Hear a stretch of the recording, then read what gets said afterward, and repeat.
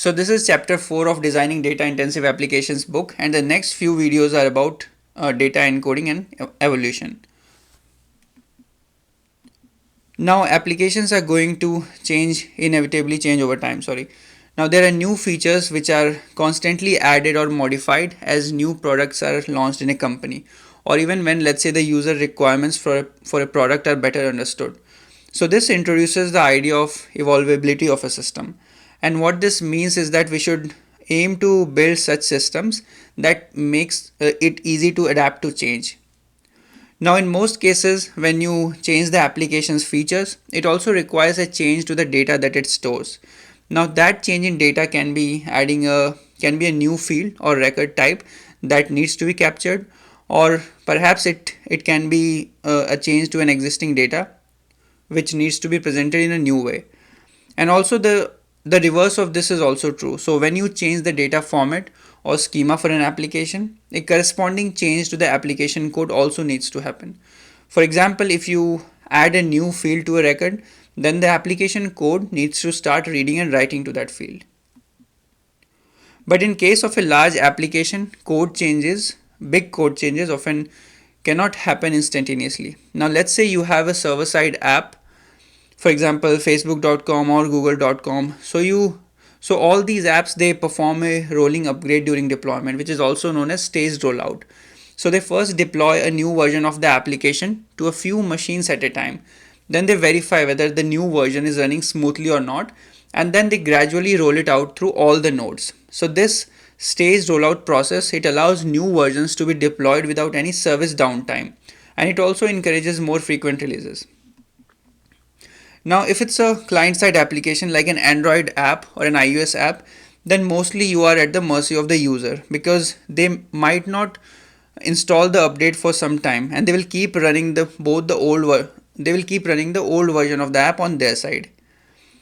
And what we just talked, it means that old and new versions of the code, and also old and new versions of the data formats, they can all coexist in the system at the same time.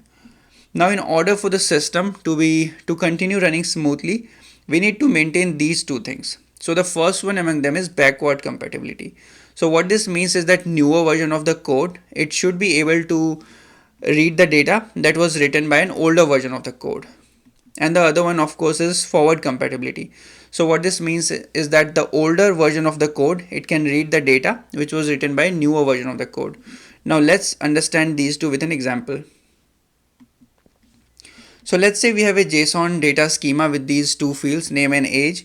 Now let's say we decide to add another required field to it, which is email in this schema. Now we have mandated that all the applications which are using this schema will provide all these three fields because they are required.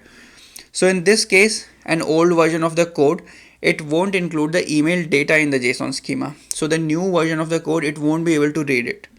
Also, the old code version, it won't be able to recognize the new email field. So in this case, it breaks both forward and backward compatibility also.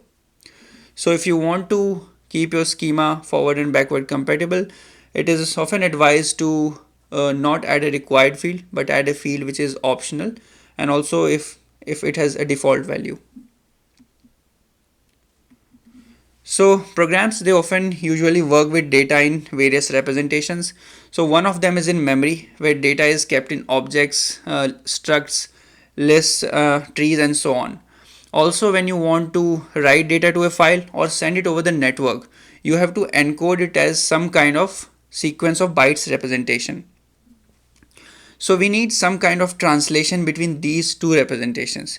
Now this translation from the in-memory representation to a byte sequence, this is called encoding. And this is also known as serialization or marshalling of data. And the reverse of this is called decoding, which is also known as parsing or deserialization or unmarshalling of the data.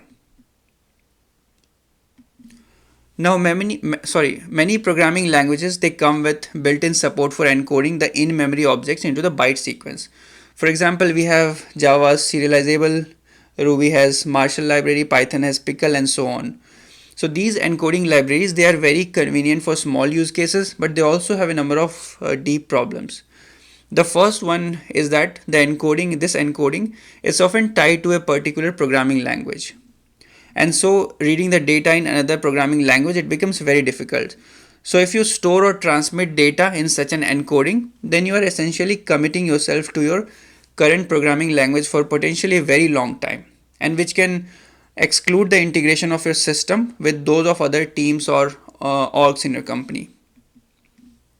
So these libraries often they don't work well with the versioning of data also. So since they are intended for quick and easy encoding of data, they often neglect the inconvenient problems of forward and backward compatibility. Also, these are not very efficient, so the CPU time taken to encode or decode and the size of the encoded structure itself is often neglected by these libraries. For example, Java's built-in serialization, it is particularly notorious for its bad performance and also bloated encoding size. For these reasons,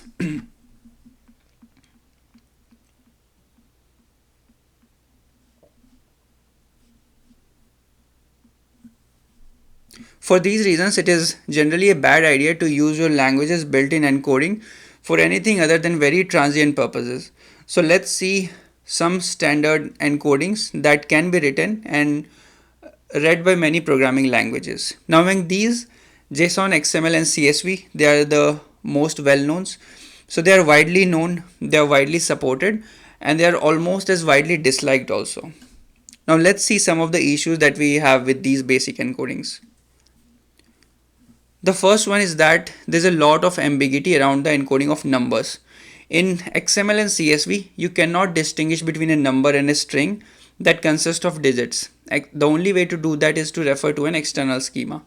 Also, in case of JSON, it distinguishes between strings and numbers, but it doesn't distinguish integers and floating point numbers. And it also doesn't specify precision. So in this example on the right, JSON parsers and consumers, it will treat both these representations of integers and float as numeric values, and they won't be able to distinguish whether they are ints or floating point numbers. Now, since there is a lack of explicit distinction between integers and floats in case of JSON, it means that the consuming apps or the programming languages, they can choose to handle the numeric values based on their internal conventions or data types. So for instance, when parsing a JSON object in JavaScript, the numeric values are typically treated as floating point numbers. So JavaScript is not able to parse numbers which are greater than 2 power 53 correctly due to the precision limitation of floats that it have. And just to overcome this limitation of JSON and JavaScript, Twitter in its APIs, it had to include the big IDs, which are tweet IDs, in their APIs twice. Once it comes up as a string and once it comes up as a number. I think in the current version they might have removed the integer representation and just going with the string one. So also JSON and XML, they have good support for Unicode character strings, which are human readable text, but they don't support the binary strings, which are sequence of bytes. So to overcome this limitation, people encode the binary data as text using base 64.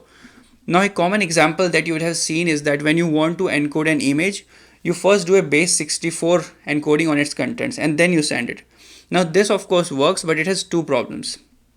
So one is that the schema is used to indicate that the value should be interpreted as base 64 encoded, because otherwise the server it won't know whether it should decode the value back. And the other one is that it also increases the data size by some amount, because the base 64 strings, they are usually longer. Also, there is optional schema support for both XML and JSON.